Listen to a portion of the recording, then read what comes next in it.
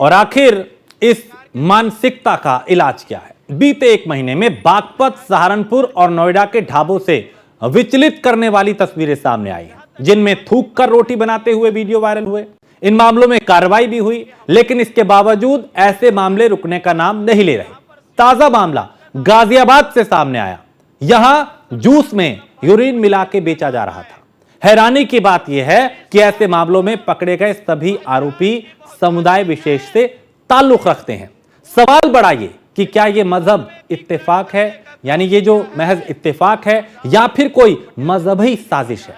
क्योंकि बार बार इस तरह के मामले आना और फिर उसमें विशेष समुदाय का लोगों का ही शामिल होना, कहीं ढाबे पे रोटी बनाते हुए उसमें थूक लगाना, कहीं जूस में यूरिन लाना, ये कहीं ना कहीं सवाल कई तरह के पैदा करता है। पहले आपको एक रिपोर्ट दिखाते हैं।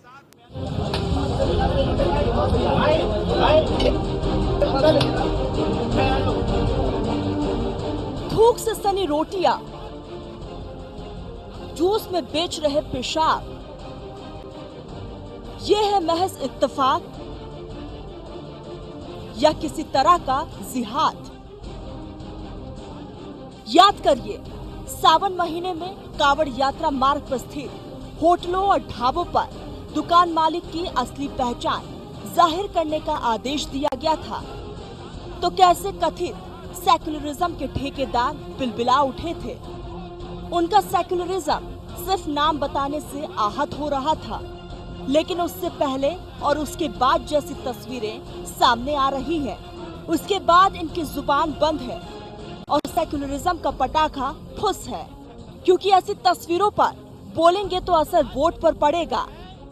लेकिन यहाँ हम बात राजनीति के दोगलेपन की नहीं, बल्कि उस मानसिकता की करेंगे जो गैर मजहब के लोगों को लगातार निशाना बना रही है। ताजा मामला गाजियाबाद से सामने आया है। गाजियाबाद में जूस में पेशाब, आरोपी का तो हो गया हिसाब। थूक के बाद पेशाब जिहाद। लोनी बॉर्डर क्षेत्र में स्थित पुलिस चौकी से महज 100 मीटर की दूरी पर जूस बेचने वाले को पीटने का वीडियो वायरल हुआ। लोगों ने आरोप लगाया कि जूस विक्रेता आमिर जूस में पेशाब मिलाकर बेच रहा है। सूचना पर पुलिस पहुंची। जांच में दुकान से पेशाब भरी बोतल बरामद हुई। पुलिस ने मामले में दुकान मालिक आमिर और उसके एक नाबालिग सहयोगी को हिरासत में लिया। 13/9/2024 को थाना क्षेत्र लोनी बॉर्डर के इंदिरापुरी चौकी क्षेत्र में जनता के द्वारा सूचना दी गई कि एक दुकान खुशी जूस कॉर्नर के संचालकों द्वारा जूस में मानव मूत्र मिलाया जाता है। पुलिस द्वारा इस सूचना पर तत्काल मौके पर पहुंचकर छानबीन की गई तो दुकान से एक कैन से करीब 1 लीटर मानव मूत्र प्राप्त हुआ है। दुकानदारों से पूछने पर उनके द्वारा कोई संतोषजनक जवाब नहीं दिया गया है। पुलिस द्वारा तत्काल आमिर सनाफ साबिर खान तथा उसके एक बाल अपचारी साथी को गिरफ्तार कर लिया गया है। अभियोग पंजीकृत कर लिया गया है तथा अन्य विधिक कार्रवाई की जा रही है। वैसे ये पहला वाक्य नहीं है जब खाने पीने की चीजों को अपवित्र करके परोसने का मामला सामने आया हो। बीते कुछ सालों में ये ट्रेंड तेजी से आगे बढ़ रहा है। बीते 2 महीने में ही ऐसी काफी तस्वीरें सामने आई है, जिसने सवाल खड़े कर दिए हैं कि क्या वाकई अब समय आ गया है कि समुदाय विशेष की दुकानों पर जाने से पहले या तो खुद ही ठीक से तसल्ली कर ली जाए या फिर जाने से परहेज किया जाए। जरा घटनाओं पर गौर करिए। कन्नौज में एक सैलून से थूक से मसाज करने का वीडियो वायरल हुआ। बागपत में एक ढाबे में रोटियों पर थूकने का वीडियो वायरल हुआ। सहारनपुर और नोएडा से भी रोटियों पर थूकने का वीडियो सामने आया। इन सभी घटनाओं में कार्रवाई हुई, लेकिन सिलसिला थम नहीं रहा। इन सभी घटनाओं के बीच हैरानी वाली बात यह है कि कुछ मुस्लिम उलेमाओं ने थूकने को अपनी मजहबी परंपराओं से जोड़ दिया, यानी परोक्ष रूप से ऐसे करने वालों का समर्थन किया। सवाल उठता है कि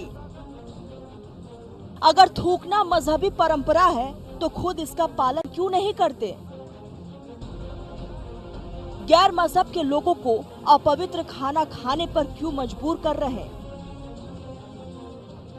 क्या हिंदू नामों पर चलाए जा रहे होटल ढाबा इसी मुहिम के लिए खोले गए हैं? क्या किसी साजिश के तहत ऐसा किया जा रहा है?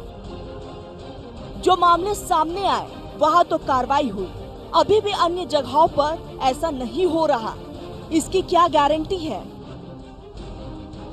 धार्मिक मामलों को लेकर समाज का एक तबका लगातार उन्माद फैलाने में जुटा है।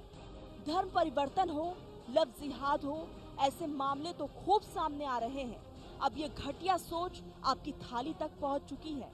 सवाल ये कि क्यों न सख्ती से इस पर लगाम लगाने की पहल की जाए और होटल ढाबे का संचालक और काम करने वालों की डिटेल ग्राहकों को बतानी अनिवार्य कर दी जाए, क्योंकि ये खेल खतरनाक है। जिस पर अभी लगाम नहीं लगाई तो बाजार में कुछ भी खरीदने से पहले 100 बार सोचने को मजबूर होंगे। Bureau report, news 1 India.